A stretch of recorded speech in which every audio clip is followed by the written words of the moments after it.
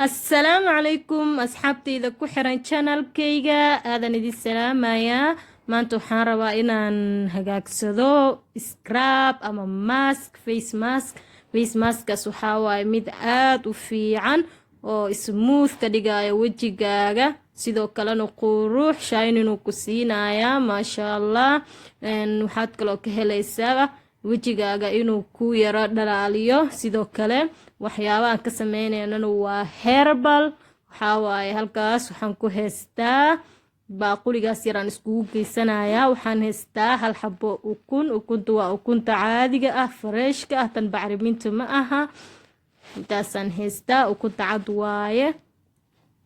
sidoo kale waxaan heystaa inta caano yar aan kusoo shubtay ma badno wax yar waaye sidoo kale halkaas waa dacarta waxaa wejiga waxay ka dhigtaa qurux waa ogtihiin waa natural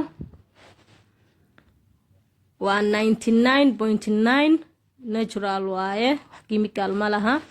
sidoo kale halkan waxaan ku heystaa qose iyo huruud iyo isku soo daray shambur or I don't know wax hoobalka cad waaye iyo wax isku soo darsaday qosihii iyo huruud yar sidoo kale caagas waxa igu jirto malab waaye inta hadda waxaan ku heystaa qosihii waa inta shay saddexdaas shay la isku daray caagana igu jiraan hal qaadaan ka isticmaalaya qaadadaas waa qaadada yar ma siyaali karo ma aqaan haddaad wax yar qasatid laba beriyo kale waxaad marsanaysid oo fridge-ka gashatid ma ahane baalkan ma siyaali karo wax badan waxaa fiican inta adiga xilligaas aad marsanaysid bis inaad qasatid ha iska badinina haddii dad badan aad ku isticmaalaysiin markaas waad badsan kartaa waxaan kaloo ku darayaa ukunta xabada dhan kuma wada daraayo waxaan ku darayaa inta cadaan ukunta inta cadaan ku darayaa inta jaalaha kuma daraayo halaacad duleel yaraan u sameeyey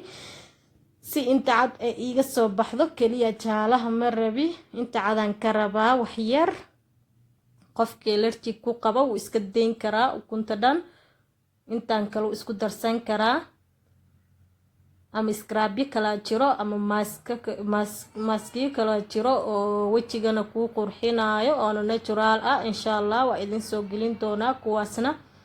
gabar abbaaya iga soo dalbatay fiidiyahan waxaan leeyahay abbaay raali noqo intaan kala soo daahay waa iska mashquulay xumaaniga ma ahayn ugu dambeyn waan soo dhameeyay maanta waan kuu soo geliyay walow aan jeclaa dhowr xabo inaan soo geliyo laakiin waan soo gelinayaa insha Allah kan wuxuu ku imaaday codsi waxaan ku darsaday intii caddeed keliya jaalaha ma rabo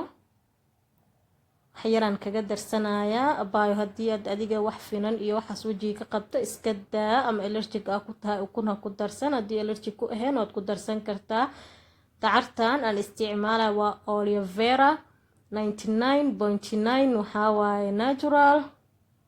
haddii aad heli kartidna dacarta caadiga geedka ah waa isticmaali kartaa kaba si fiican taas lamaba heli karee wax yar aan ku darsaday dacarta naftirkeed kama badinin waxay igaga aaday kaamirada raali noqda halkan waxaan ku darsanayaa isla qaadadii oo yar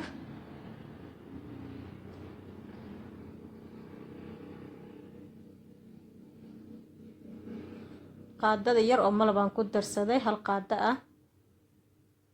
iyo caanaha si tartiib ugu soo darsanayaa caanaha waan ku qasan doonaa lama wada dhameynayo laakiin si tartiib ugu soo darsanaa hal mar kuma wada daraay alaabtan iska yara leexinayay si aan space u helo karaali noqda maanta kaamiradeeda aad ay u dhaqdhaqaaqaysaa keliyaan ahay hadeeraan waxaan wacanahay qof isaacido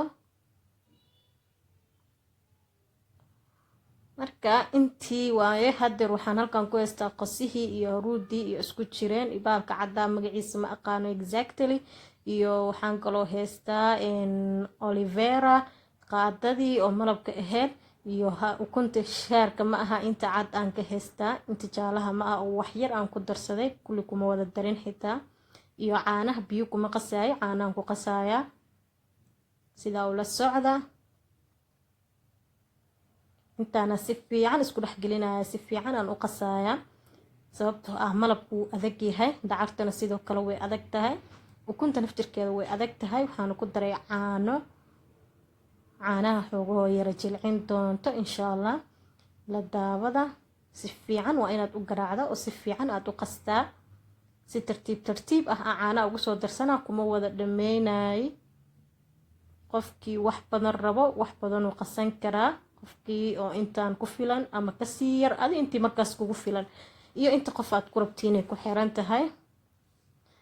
anaga hadda waa marsaneynaa, anigii abaay iyo marsan doono insha allah. gabadha abaay oo iga soo codsatay, abaayo macaanto ka raali noqo intaan kaala soo daahay, xumaan igama ahayn xabiibtii, waan kuu soo geliyey fiidiyahan. qaybaha kalena insha allah waan soo gelin doonaa.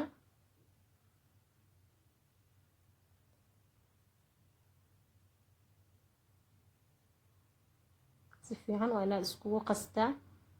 hadeer waxaawaa uu isii dhexgalay, waxaawaa adeegna kuma fiicno, waa inaad yara jilcisaa, biyo zaa-idna kuma fiicno, si dhexdhexaad inuu kuu noqdo waaye. hadeer leesho uu noqday, isaga dhan wuu isdhexgalay, kuuskuuskii wuu baaba-ay. sidaas waa inuu isku raacraacaa, asagaaba israacay haddii uu qasmo. alaabtan haddii wejiga marsatid, wejiga intuu liisho kaaga dhigo uuna dhalaal yar ku siinayaa oo qurux ah. isbuuci 2 jeer marso insha allah, waad ka faa-iidi doontaa. xitaa 3 jeer waad marsan kartaa, laakiin ha ka badsan, maalin kasta la marsanayo ma fiicno qosaha. waa inaa isbuuci 2 jeer 3 jeer uun marsataa.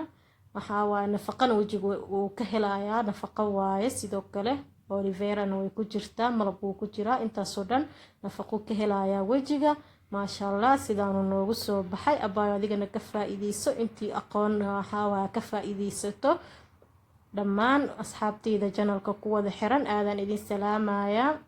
waxaa idinka mahad celinayaa, mahadnaqiina kama daali. idinka waxaa heerkan soo gaarsiiyey, inka badan waa idinka rajeynayaa insha allah.